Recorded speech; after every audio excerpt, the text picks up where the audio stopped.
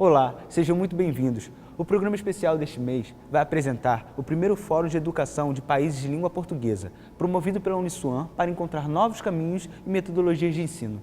Nesse bloco, você vai conhecer o vice-cônsul da Angola, Sr. Garcia Bessa Monteiro, a presidente da Câmara de Comércio Industrial e Turismo Brasil-Macau, Sra. Silvana Paz de Assunção, a presidente da Casa de Macau no Rio de Janeiro, Sra. Iana Paz, e o representante do Instituto Brasileiro de Educação Moral, o Sr. Marcos Mário, e o palestrante mundialmente conhecido pela sua contribuição na educação, o professor José Pacheco.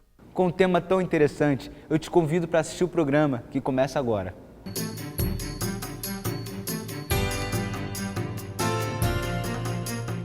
Sejam muito bem-vindos ao Fórum de Educação dos Países de Língua Portuguesa, Novo Junho para a Educação. É um prazer muito grande estar recebendo vocês aqui. Meu nome é Augusto Mota.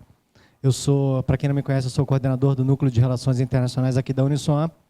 E hoje nós temos o prazer de estar trazendo para vocês esse fórum, onde a gente vai poder discutir um pouco mais sobre novas formas de se apresentar conhecimento, de se adquirir conhecimento e etc.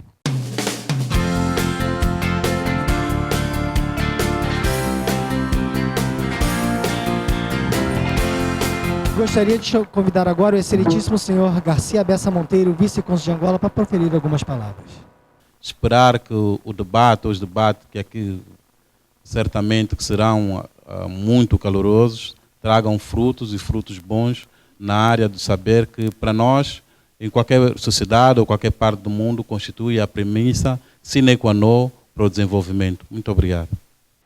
Obrigado, excelentíssimo senhor vice-cônsul. Gostaria de convidar agora a senhora Silvana Paz de Assunção, presidente da Câmara de Comércio, Indústria e Turismo, Brasil-Macau, para proferir algumas palavras. Gostaria de dizer que é muito importante esse fórum, essa ligação com todos os países de língua portuguesa.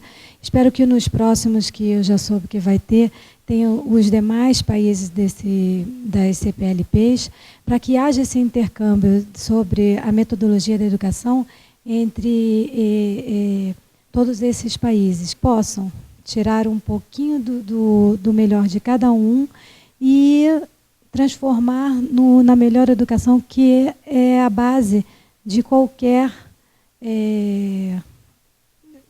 estrutura de um país. Obrigado, senhora Silvana. Gostaria de passar a palavra agora para a Iana Paz de Assunção Vital, presidente da Câmara da Casa de Macau, no Rio de Janeiro. Queria agradecer a oportunidade de estar aqui representando Macau, que é descendente do meu avô, né? Uma região que eu gosto muito, e agradecer também a iniciativa desse fórum, né, que é muito importante. Eu estava comentando, nem todos os representantes dos países de língua portuguesa puderam vir hoje, mas esse é o primeiro passo, precisa haver o primeiro fórum para que os próximos sejam melhores. Então, estou ansiosa para o debate que vai ter aqui hoje, tá? E feliz por estar podendo representar Macau. Por último, quero trazer os nossos grandes parceiros na confecção maravilhosa desse evento. O nosso querido amigo Marcos Demário, representante do IBEM, nosso parceiro na organização do evento. Agradecer também ao Ronaldo por todo o esforço, meu amigo. Muito obrigado. Sem você, nada disso teria acontecido. E eu espero que tenhamos nos próximos anos, novas parcerias, novos eventos, novos países, mais países, na verdade, compondo essa mesa maravilhosa. Muito obrigado com vocês, Marco Demário. Nós só temos que agradecer aqui a Uniswan, quando recepcionou o projeto que o Instituto Brasileiro de Educação Moral, o IBEM, como ele é conhecido, apresentou para realizarmos o que no início estava sendo pensado simplesmente como um encontro, um seminário, e que acabou então casando com as ideias da própria Uniswan para fazermos este fórum, tentando reunir todos os países de língua portuguesa. E vou chamar agora a estrela do nosso fórum.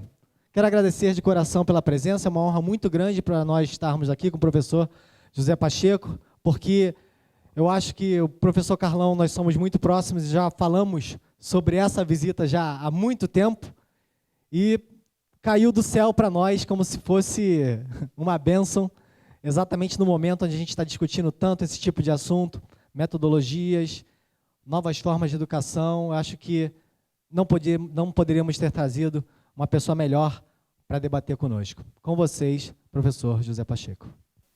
Se alguém tiver uma perguntinha, faz um sinal com a mão. Ok. Então vamos lá. Nós tínhamos combinado, não foi? Professor, nós conhecemos os 4 pilares da educação, Jacques Delors, aquela coisa toda, a gente discute muito. O senhor acrescentaria algum pilar àqueles 4? Para o Brasil, para o mundo? Eu penso que o Carlos já sabe quais são os outros 3, não é, que nós instituímos na ponte. Houve um tempo em que nós, depois do relatório de Delors, começamos a repensar a prática lá na ponte, num tempo em que a Lúcia ainda não tinha chegado, mas depois chegou com os seus filhos. E nós descobrimos que esses 4, não é? O aprender a conhecer, o aprender a fazer, o aprender a ser e o aprender a conviver, deveriam ser acrescentados mais 3. E isto aconteceu 20 anos depois da ponte começar.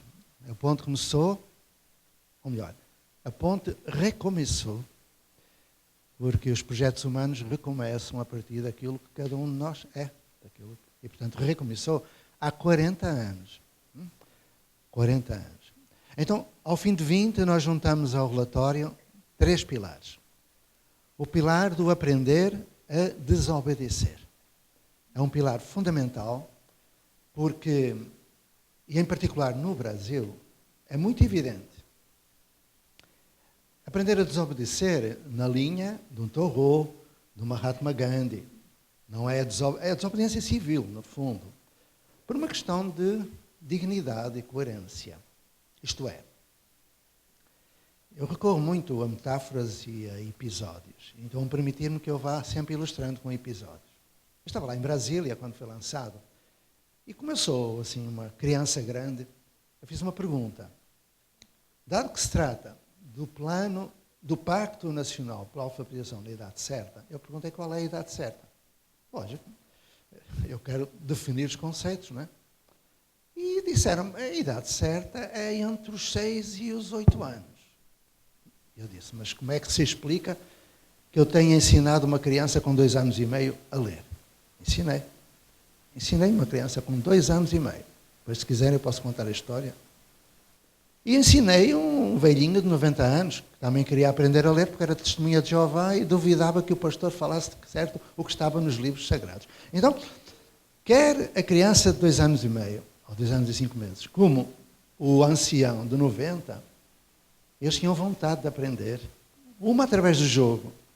Eu brincava com a criança, não vou contar agora como é que foi, e outra, ela aprendeu a ler pelo método global de palavras. E outra, o velhinho que começou a ler, no princípio era o verbo, e o verbo o livro do Gênesis. Bom, aí eu perguntei, então é dos 6 aos 8? E alguém me disse, por isso é que há uma lei que estabelece a idade de corte. E eu fiquei mais preocupado. Corte. Evoca qualquer coisa que se corta, não é? Eu disse, mas porquê é que há uma idade de corte? Porque tem de haver uma idade para entrar na escola. Eu disse, mas qual é a idade para entrar na escola? Qual é a idade para entrar na escola? O que é uma escola? Não é? Escolas são pessoas. E que eu saiba, uma criança que está no ventre materno, aos 5 meses de gestação, já começa a formar os primeiros neurónios espelho, por imitação, por contágio afetivo dos adultos significativos, a mãe, o pai, os avós. Aos 7 meses ele aprende o ritmo da fala dentro do ventre materno. Então ela está na escola. Escolas são pessoas. Ok. Levanta-se um velhinho, mesmo velhinho, e diz, não concordo consigo. E quando alguém diz que não concorda comigo, eu fico feliz. Porque se não concorda, eu vou aprender alguma coisa. Porque quem concorda comigo, eu não aprendo nada com ele. Sabemos as mesmas coisas, não é? Então eu disse, se não concorda, diga. E ele, a idade certa é os 6 anos. E a lei está correta. E eu disse, meu amigo, desculpa lá, eu não estou a entender nada. Em que é que se fundamenta para estabelecer essa idade de corte? Quer dizer, se fizer 6 anos, se completar 6 anos até à meia-noite, dia 31 de março, ele pode matricular-se. Mas se o infeliz nasce no primeiro minuto do dia 1 de abril, que é um dia de má memória, não é? Ele não pode matricular-se, vai perder 1 ano de escolaridade. O que é isso? Bom, foi uma festa. Então eu falei no quarto pilar, no quinto pilar. Aprender a desobedecer é exatamente um exercício de cidadania. Porque a maioria dos normativos produzidos pela nossa administração e gestão são normativos em tudo contrários à lei de diretrizes e bases da educação nacional. Em tudo. E, portanto, eu costumo dizer que se nós pretendemos que haja inovação ao nível da pedagogia, também tem de haver ao nível da legislação complementar. Resoluções, portarias, etc., não fazem sentido algum. A maior parte. Aliás, é um problema que o Brasil enfrenta. Não sei se sabem isso. O Brasil é o país que tem mais leis no mundo. Passa de 1 milhão. Claro que a única lei que se cumpre é a lei da gravidade, mas tem mais de 1 milhão. Vamos para um breve intervalo. Continue conosco.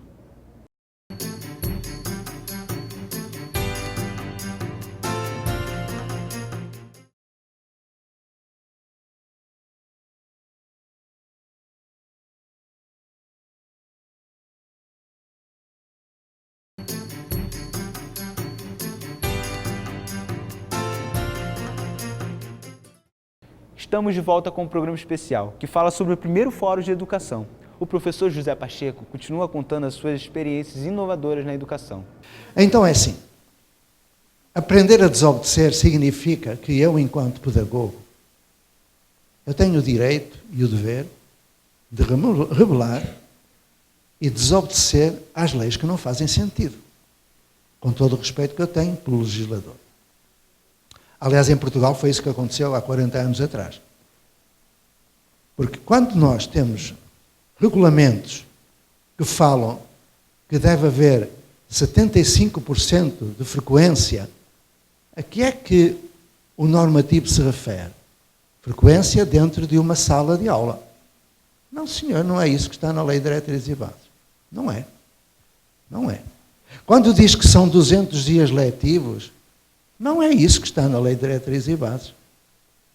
Quando diz que tem de haver não sei quantas horas de aula, não é isso que está na Lei de Diretrizes e Bases. Não é. E, portanto, eu não respeito essas leis por uma questão de dignidade profissional. Então, esse quinto, depois se quiserem eu explico porque é que não está na lei. Ok? Basta que me perguntem, eu explicarei. Se não perguntarem, ficam sem saber e acreditam naquilo que eu digo. Porque não está na lei? Vamos lá então. Eu estava à espera desta réplica. Nós ensaiámos bem no princípio. Okay, se ninguém perguntar, pergunta e tal. Eu estou sempre a brincar. Sempre. É a minha forma de fugir ao divã do psiquiatra. Porque quem se mete a pensar em educação sem brincar, acaba no divã do psiquiatra. Isso é uma coisa... Ok. Então vamos lá. O primeiro caso, os 75%. O que diz na Lei de Diretrizes e Bases é que a criança tem que se matricular, e acho muito bem. A matrícula obrigatória, acho bem. O voto obrigatório, acho mal. Com o voto de cabresto, é o risco que temos na democracia de serem eleitos os corruptos que nós temos em Brasília. Então, mas eu concordo com a matrícula obrigatória, porque se não fosse, eu imagino que muitas crianças não tivessem acesso a um bem, não é, e um equipamento tão importante como a escola. Porém, frequência da escola não é estar dentro de uma sala de aula. Eu vou explicar. Escolas são pessoas. As pessoas são os seus valores. Certo? Os valores, quando transformados em princípios de ação, dão origem a projetos. Toda a escola deve ter um projeto político-pedagógico. Dentro desse projeto político-pedagógico se define o que é os objetivos, as metodologias, a forma de avaliar, etc, etc, etc. Que tem de estar em consonância com a Lei de Diretrizes e Bases, parâmetros curriculares nacionais e queijamos. Ok. Que lá diz deve frequentar a escola. Mas a escola não é um edifício.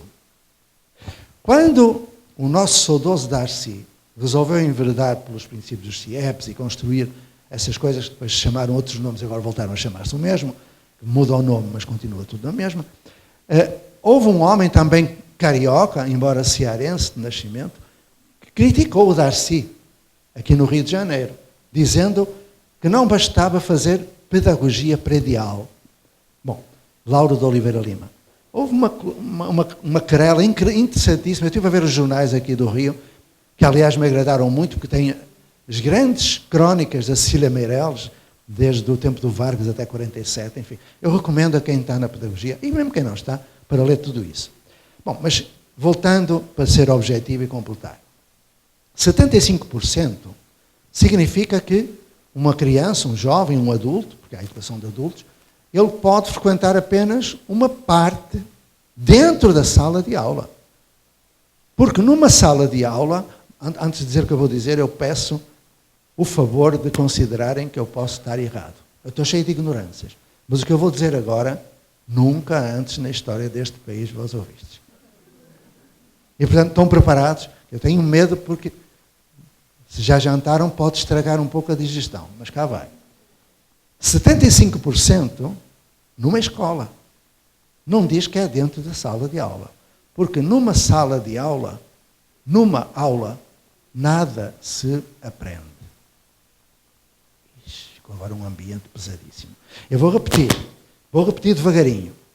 Numa aula, nada se aprende. E depois vão-se preparando para me contestar. Esta afirmação é uma afirmação extremamente arrogante. Eu próprio temo quando a vou enunciar, porque eu não quero ofender ninguém. E porque eu já dei aula. E prefiro um professor que dê aula acreditando que ensina, na sua ingenuidade pedagógica, do que um pseudo-inovador, o oba-oba, que não ensina. Tá bom? Voltando para acabar. Fiquei com esta, eu vou lembrar. Numa aula, nada se aprende. E eu quero que me contestem, que me contradigam, que digam, mentira e tal. Daqui a pouquinho. Agora vamos completar. Preparem-se que eu quero que me digam que eu estou errado. Então vamos lá. Dentro de uma sala de aula, nada se aprende. Se for aula, como esta, nós aqui estamos a conversar. E neste momento eu estou contigo, mais ninguém. Porque o ato de aprender é um ato de relação um para um. Um para um. É um ato de vínculo. Aqui está tudo. Não está só o cognitivo, está o afetivo, o moral, o sociomoral, está o emocional, está o espiritual, está o ético, estético, está tudo junto aqui. Estou eu e tu, Carlos. Mas está muita gente aqui a escutar. Ou seja, numa aula, é o frontal anónimo, onde eu, pretensamente, falo para todos como se fosse um só. E isso está escrito no século XVII, na Pampédia, do Coménias. E um pouquinho na Didática Magna. Depois disso, ninguém falou que era possível ensinar tudo a todos juntinhos. Não é. Não é possível. Hoje sabe-se que não é. Continuando. Está difícil, não é? O quinto da desobediência. Nós aprendemos uns com os outros em qualquer lugar e tempo. E na nova construção social de aprendizagem, fixar isto, por favor. E podem-me contestar também. Na nova construção social de aprendizagem que os países de língua portuguesa estão a produzir, e esta é uma novidade. Eu recordo-me quando andava pela Europa, que era obrigatório, nos congressos, falar inglês. Eu achava estranho. Porque quando eu ia à Inglaterra, eu tinha que falar inglês. Os ingleses iam a Portugal e falavam inglês. Vamos lá. Então eu passei a falar português em todo lugar. E quem quisesse, que fizesse tradução simultânea. Ou seja, eu tenho orgulho de ser português. Eu tenho orgulho de pertencer à pátria de Camões. A minha pátria é a língua portuguesa.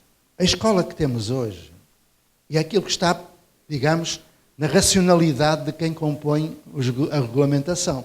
É que a escola para essas pessoas, possivelmente nunca estudaram pedagogia, porque se estudaram em aula não aprenderam nada, e portanto estamos assim. Agora estou a provocar um pouquinho, que é para ver se alguém reage. Então temos que, as pessoas que fazem as leis, elas ou não sabem nada de pedagogia, de sociologia da educação, de psicologia, ou então reproduzem um modelo do século XIX, um modelo epistemológico, que se traduz nas regulamentações que nós temos, e que são em tudo contrárias à lei de diretrizes e bases. Porque não são 75%. Pensa-se que os 75% são estar 4 horas dia vezes 200 dias. Não é nada disso. Escola vem do grego, escola é. E educar, eu prefiro a etimologia latina, educare. Se nós considerarmos as duas juntas, nós aprendemos numa escola que é todo o espaço de convivencialidade. Pode ser um edifício, pode ser uma praça, pode ser uma quadra, uma igreja, a casa, tudo. E é essa nova construção social de aprendizagem que requer uma nova legislação, que não existe, mas que existe está na Lei de Diretrizes e Bases da Educação Nacional, está nos parâmetros curriculares, está no Plano Nacional de Educação, depois podemos ir para aí, está nos planos municipais de educação, e que não é cumprida. Porque a regulamentação, ela serve um modelo de escola do século XIX, que serviu no século XIX, que correspondeu a necessidades sociais do século XIX, mas que hoje, no século XXI, não faz sentido. Nós temos alunos do século XXI como professores do século XX, a trabalhar como no século XIX. Resultado, muito simples. Se nós consideramos que a regulamentação está correta, isso explica que hoje tenham morrido 160 brasileiros assassinados. Que hoje um senhor Eduardo Cunha continua na presidência da Câmara. Porque há um déficit de cidadania. Que hoje pessoas sejam estupradas quando nas escolas há educação sexual. Que hoje a mata ciliar seja destruída e a Amazónia, embora haja projetos de educação ambiental, e por aí vai. Eu não posso estar calmo quando falo disto, porque toda essa regulamentação serve paliativos de um velho regime que não faz sentido hoje. E, portanto, nós temos que desobedecer. Temos que desobedecer em nome de quê? Da educação, das crianças, dos jovens, dos cidadãos. Desobedecer significa dizer, eu não faço isto porque isto não tem fundamento legal nem fundamento científico. Ponto.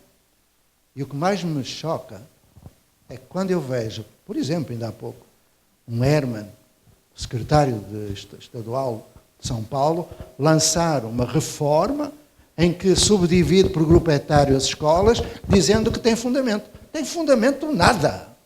E o que fico espantado é como os pedagogos não desobedecem. Ficam calados. Eu fico esmagado com o obsceno silêncio dos pedagogos. É isso que eu fico. Dá-se espaço a um economista para ir para a revista Veja e para a televisão dizer coisas que são besteiradas, é um economista. Dá-se espaço para um médico falar sobre educação. Então eu posso fazer operações cirúrgicas. Lógico, eu sinto-me nesse direito. O Piaget dizia que a educação é a única área das ciências humanas em que toda a gente se considera especialista. É terra de ninguém. Então, acho que é preciso pôr um ponto final nisso tudo. Fazendo o quê? Desobedecendo à legislação complementar. Porque ela é feita não por pedagogos, mas por burocratas da educação. Porque o nosso país, eu digo o nosso porque metade minha é brasileira, a outra metade também. Bom, então, sabem, de Ferreira Goulart, põe-me da metade. O programa está muito bom, né? Então fique com a gente, porque voltamos já.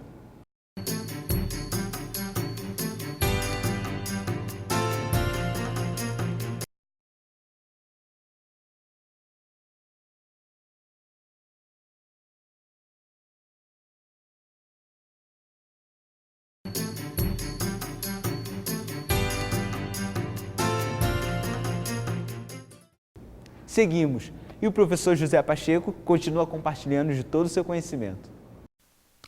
Então, mas depois teria muito mais sobre o quinto, mas assim nunca mais acaba a resposta. Vamos ao sexto. Aprender a desaprender.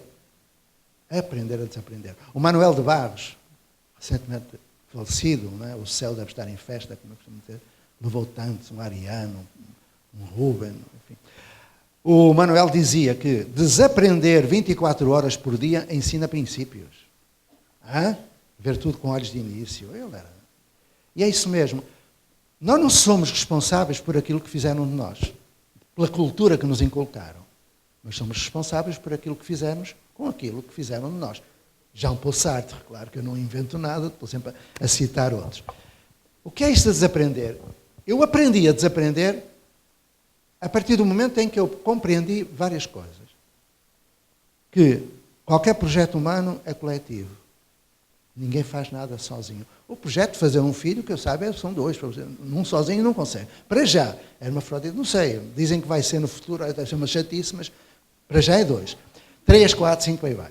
E quando nós estávamos em equipe, era possível fazer o seguinte, ouvir pergunta e encetar uma relação de vínculo amoroso, que é disso que se trata, vínculo, porque eu tenho de gostar com quem eu estou a falar. Tem que haver uma aproximação antropofágica. Eu não absorvo o que o outro diz, mas o que o outro é. Um professor não ensina o que diz, transmite aquilo que é. Eu absorvo o outro. antropofagicamente, eu estou com ele. E se alguém tem um professor que não gosta, não aprende nada aí, ou aprende muito pouco. Tentar lembrar-vos que é lógico. Então, quando nós conseguimos trabalhar em equipe e dar uma resposta individualizada, não é? Personalizada, aconteceu-me logo no primeiro dia este episódio. Cá vai. Tem que haver um episódiozinho sempre. Estávamos no espaço e uma criancinha fez-me assim. Eles pedem a palavra, estava uma musiquinha de fundo e tal. Eu fui ter com ela, sentei-me, e no meu tom de voz que eu adquiri uma incompetência há 40 anos. Antes eu era assim, menino, está com atenção, eu estou a falar para quem? Estás a olhar para onde? Olha, o teu pai depois vai se queixar, claro. Eu chamo-o à escola. Olha, depois chegas à prova e não sabes como é? Não, eu interrompia as minhas aulas continuamente, chamava a atenção, falava alto. Há 40 anos passei a falar neste tom. Então, o que é que tu precisas? Algum problema? Mas sim, porque eu só falo de um para um, não falo para mais. Aqui é que eu tenho de falar para todos e com o microfone, porque eu estou numa aula. Eu adoro estar em aula, porque como eu não dava aula lá, sempre que me pediam para fazer uma palestra, eu ia. Eu adoro dar aula, porque eu tenho um poder. Eu tenho um microfone. Então, é assim, eu é que sei, não é? Estou brincando. Então, vá lá.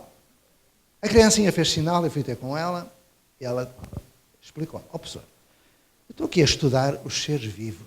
Sim, é o meu projeto. Eu fiz aqui o meu planejamento hoje, mas estou aqui com umas dúvidas. Mas quais são as dúvidas?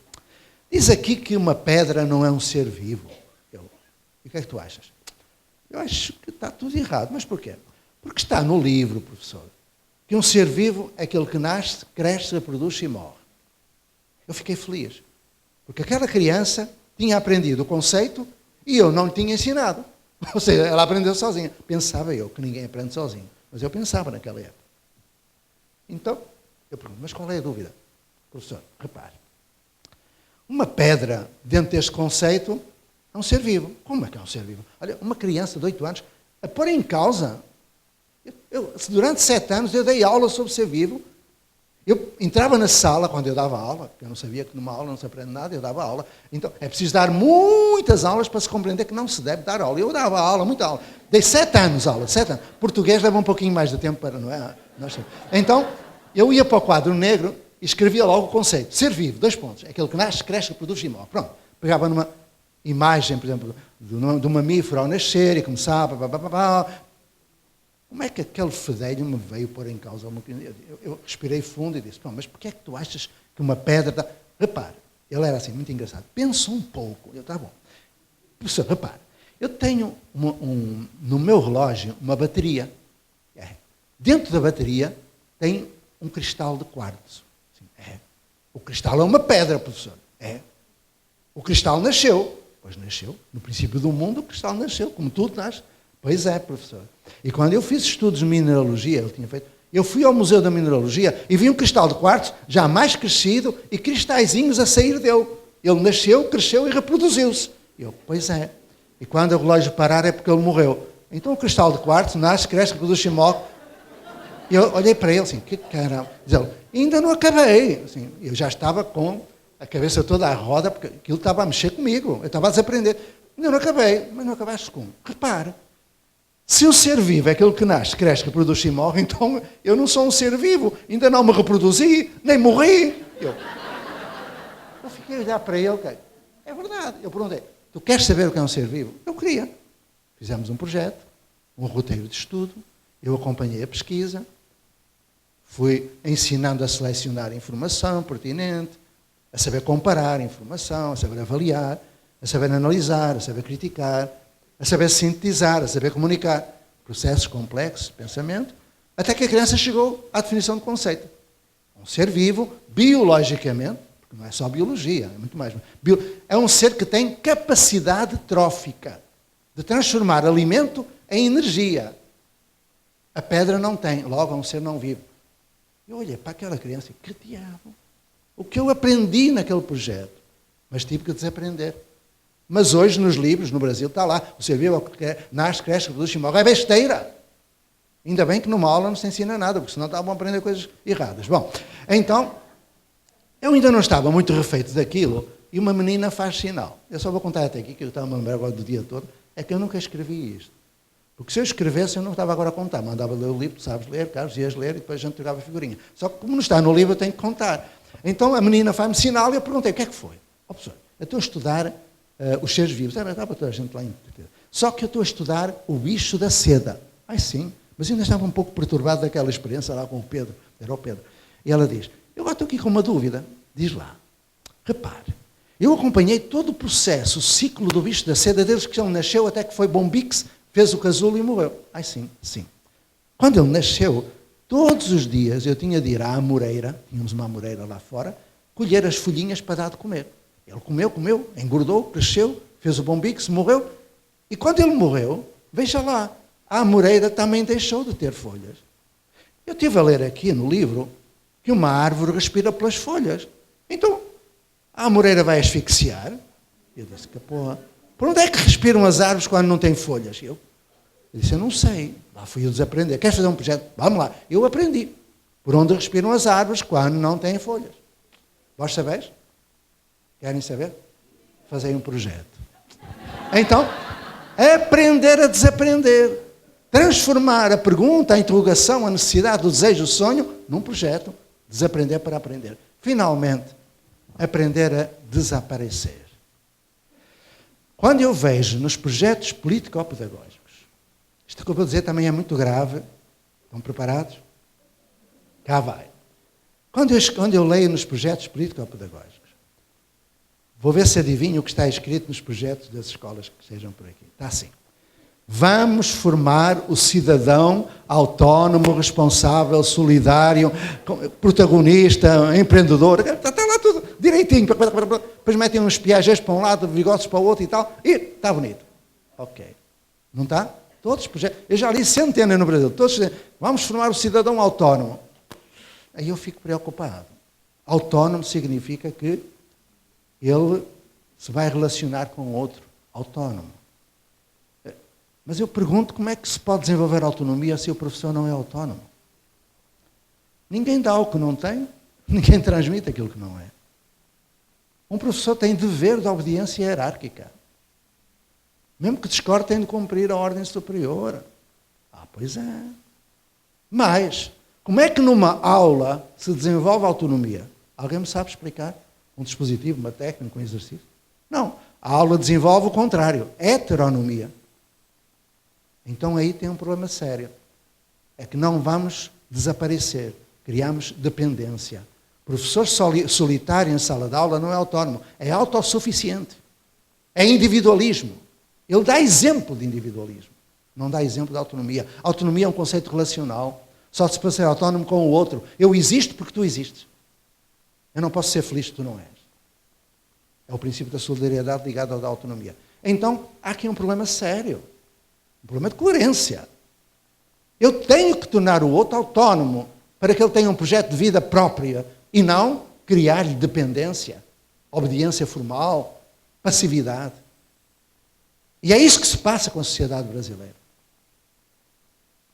Bom, então estes 7... Ixi, lá o tempo que eu tive aqui só para responder à primeira pergunta, e agora estava a me lembrar de mais coisas, mas eu vou parar aqui. Uma breve parada e em instantes estamos de volta.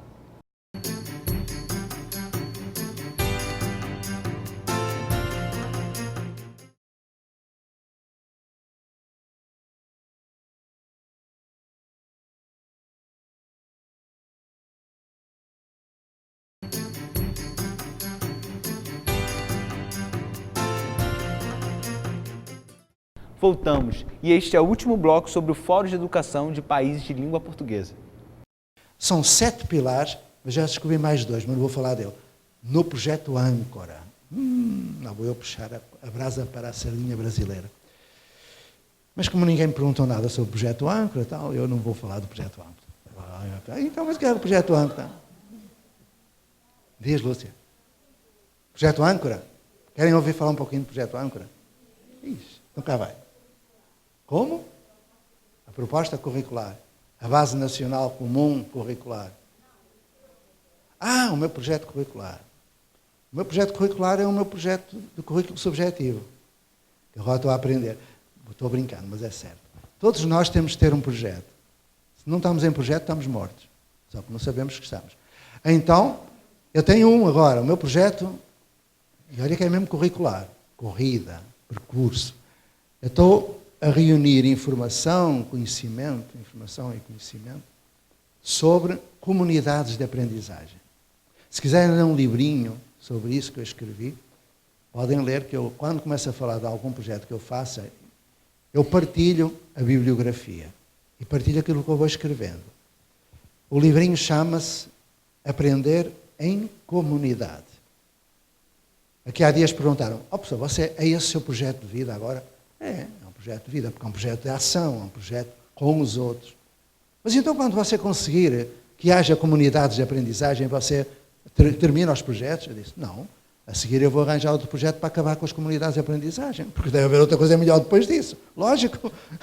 Todo o mundo é composto de mudança, tomando sempre novas qualidades. É? Luís de Camões. Ou então, se quiserem, no contexto da América Latina, cambia lo superficial e cambia também lo profundo, cambia o modo de pensar, cambia todo neste mundo. Mercedes Sosa cantando. Então, pronto, vamos lá. Eu não sou opositor da Argentina, eu só acho que devemos ser bons vizinhos. Assim como eu sou bom vizinho com a Espanha, que é um país maravilhoso. Continuando, currículo. Eu pensei que estivesse a referir à Base Nacional Comum Curricular, que é uma aberração. Ouviram? Eu vou repetir. É uma aberração, não é? É uma aberração. Ela fere os princípios da lei da Federação, do 205 ao 215. E agora eu pergunto, onde é que estão os pedagogos? Eu quando vou ver a chamada pública, o site para o público, para a opinião, eu tenho vergonha. Aquilo não é sério. É o que eu digo. Eu temo, não é... É o obsceno silêncio dos pedagogos. Uma coisa impressionante, como as pessoas não se rebelam, não se afirmam como profissionais da educação. Bom, mas pediram para falar... O que é que tu queres? Queres que eu fale de currículo? Então vou falar um bocadinho de currículo. Com o projeto Âncora. Eu gosto sempre de contextualizar. Nós praticamos 2 tipos fundamentais de currículo. O currículo subjetivo e o currículo comunitário. E neles convergem os objetivos, conteúdos, destrezas, competências, do currículo formal, aquele que está prescrito. Então eu gostaria que vissem um pequeno vídeo. Gosto muito de vídeo. Sobre o desenvolvimento, a concepção de um projeto e desenvolvimento curricular. Trata-se, antes disso, tenho de contextualizar na escola do projeto Âncora. Eu sei que a Cláudia não gosta que eu exponha o projeto, mas eu vou expor porque o projeto Âncora foi um pedido que me fizeram, ou melhor dizendo, um homem me fez, um homem que já faleceu, entretanto, que tinha investido toda a sua fortuna de empresário numa ONG que fazia contraturno de escola. Eu conheci-o há uns 7 ou 8 anos atrás, e há 4 anos eu andava muito cansado de escutar, no final das conversas, isto que eu vou aqui dizer. Professor, realmente a escola da Ponte, coisa extraordinária, como aquelas crianças falam, o que eles sabem, mas isso é na Europa. Aqui no Brasil isso não é possível. É lá no primeiro mundo, porque aqui, professor, esqueça, aqui não é possível. Eu já andava a ficar farto daquilo, estava cansado de ouvir isto, porque o que falta ao educador brasileiro é autoestima, só isso. E quando eu descobri que a vanguarda, não gosto da palavra, da educação está no Brasil, eu fiquei. Quando eu fui ler a primeira obra sobre comunidades de aprendizagem, quando eu li a primeira obra, eu me assustei. Porque não falava de brasileiros. Falava de autores anglo-saxónicos e de autores catalães, que eu conheci. Eu estive em Leeds, nas comunidades. Eu estive na Catalunha, em Barcelona, em Toledo, estive em vários lugares, em Castelo del Fels, andei por lá, nas comunidades catalãs. Mas quando eu olho para a primeira tese de doutoramento, feita no Brasil, por uma brasileira, e que não tem nenhum autor brasileiro, é só anglo-saxónico e catalão, é a síndrome do vira-lata, que também afeta a universidade, infelizmente. Então eu vi-me na obrigação de modo anticabralista, tentar emancipar um pouco essa ideia de que... Então fui procurar. Garimpei e encontrei. Bibliografia. Cá vai. Lauro de Oliveira Lima. O primeiro educador no Brasil e no mundo a escrever sobre comunidades de aprendizagem. Eu tenho na minha malinha, por acaso não trouxe, ficou lá no hotel. Tenho um facsímile do esboço do livro chamado Escola da Comunidade. Ouviram bem? Escola da Comunidade. Onde ele fala de ócio criativo, onde ele fala de agente educativo local, onde ele fala de arranjo local, onde ele fala de coisas que hoje são comuns no discurso pedagógico. Mas atenção, ele escreveu esse croquis no ano de 1960. Há 55 anos. Leeds, as comunidades de Leeds, são de 1996. 36 anos depois. Mas a tese de doutoramento só fala de Leeds e da Catalunha em 97. Não fala... E não, mais ainda, é que eu estou a falar da teoria. Lauro. Outro. Milton Santos. Outro. Florestan Fernandes. Outro. Maria Nilde Macellani. Outro. Falar de uma mulher, se não digo que eu só falo dos homens, também falei de uma mulher. Bom, então, temos aqui uma pleia de autores invejável. Mas não há uma tese no Brasil que fale desses autores. Eu vou às faculdades de pedagogia e não encontro um livro do Lauro, quando ele tem um livro que eu chamo, talvez o mais importante livro da segunda metade do século XX, e que tem um título corriqueiro, chama-se Escola Secundária Moderna. Só que o Brasil não conhece o que tem. O Brasil venera os fósseis da Europa, o Vygotsky, o Montessori, que são fósseis, não servem para nada, estão lá... Claro, meus amigos, algum médico utiliza recursos, ferramentas, conhecimentos do princípio do século XX? Só se quiser matar o paciente. Nós estamos a estudar a Montessori que há mais de 100 anos. Uma coisa louca. Eu quero é que estudeis pelo menos o Morin, o Deleuze e outros que tais. Agora estudaram o Siemens. Vale a pena. Pode-se ler, é evidente. Tem que se ler o Piaget. Mas também tem que se perceber porque o Piaget não era educador. O Piaget era um zoólogo, um biólogo. Eu não sabia nada de educação. O Vygotsky era psicólogo, também não sabia nada de educação. A Montessori era médica, também não sabia nada de educação. Então, as primeiras comunidades de aprendizagem do mundo foram brasileiras. E eu fui descobrir isso. Primeira comunidade, eu não tenho os dados necessários, senão iria, mas hei de voltar lá. É na Paraná. Foi um território dado por Pedro II a um médico italiano, e ele criou lá, e havia escola. Mas não tenho dados suficientes neste momento, até porque não há apenas 2 livros sobre isso, são 2 romances. Então eu tenho que encontrar alguma coisa. Mas encontrei uma. Bom Retiro de São Paulo. Alessandro Cerchai. Isto diz-vos alguma coisa? Alessandro Cerchai? Nada. Porque os brasileiros só sabem Piaget, Vygotsky, Escola da Ponte e tal. Não sabem mais nada. Então, tem que perceber que tem cá dentro. Alessandro Cerchai criou a primeira comunidade de aprendizagem do mundo em 1905. Ouviram bem a data? O ano? 1905. Segunda grande comunidade de aprendizagem do mundo, Sacramento, Minas Gerais. Eurípides Barçanufo.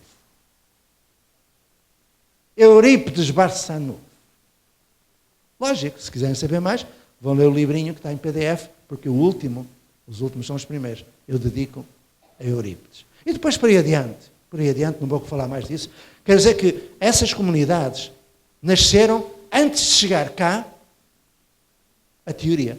Repara, em 1907 é o ano em que a Montessori constrói a sua Scuola dei Bambini, na Itália. Essa velha escola é uma fórmula que correspondeu àquilo que 3 países, afirmando-se como Estados-nação, quiseram conceber no século XVIII e XIX. A Prússia, militar, trimba para ali, trimba para lá, trimba para lá. A Praça de Armas, o recreio, que é uma praça de luta, uma praça de armas. Bem da Prússia militar. A França dos conventos, não é?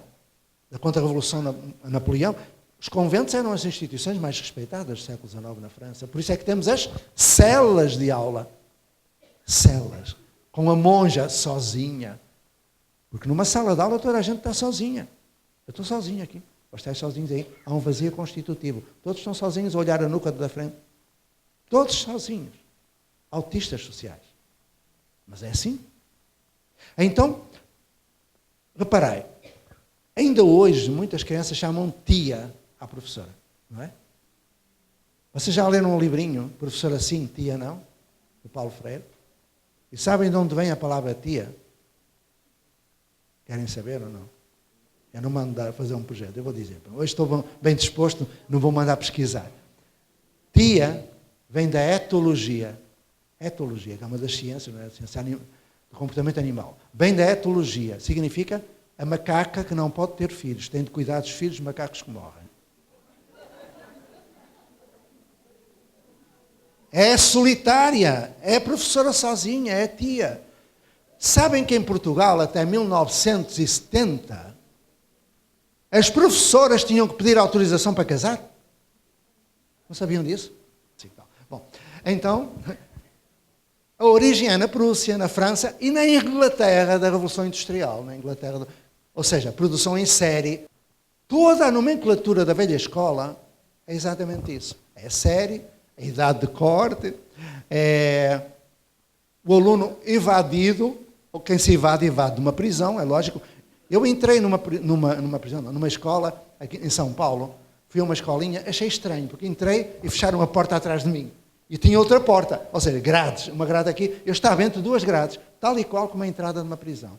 Fecham a primeira e a gente fica ali no meio, e depois abrem a segunda, a gente passa. Aí eu falei com o diretor e perguntei, vamos lá, porquê é que tem duas grades? Ele deu um sorriso e disse, é que quem fez o projeto desta escola foi o mesmo arquiteto que fez Carandiru. Verdade, verdade. Grade curricular, grade. Carga horária. Carga é coisa de jegue, não é coisa de gente. Então, nós temos aqui um problema sério. Nós temos que substituir toda a nomenclatura, criando uma nova construção social de aprendizagem. É esse o meu projeto de vida, é esse o meu projeto de currículo subjetivo, porque ainda não morri. Eu quero estar vivo porque a nossa missão na Terra é partilhar aquilo que nós somos e aquilo que nós sabemos. E essa foi mais uma edição do programa especial. Espero que você tenha gostado. A educação é, com certeza, um grande pilar para a construção de um mundo melhor. Para rever esses e outros programas, acesse o nosso canal no YouTube, youtube.com/Centro de TV Uniswan. Curta a nossa página no Facebook, facebook.com/TV Uniswan. Ou mande um e-mail para a gente que está aparecendo aqui na tela, com suas sugestões, elogios ou críticas. Até a próxima!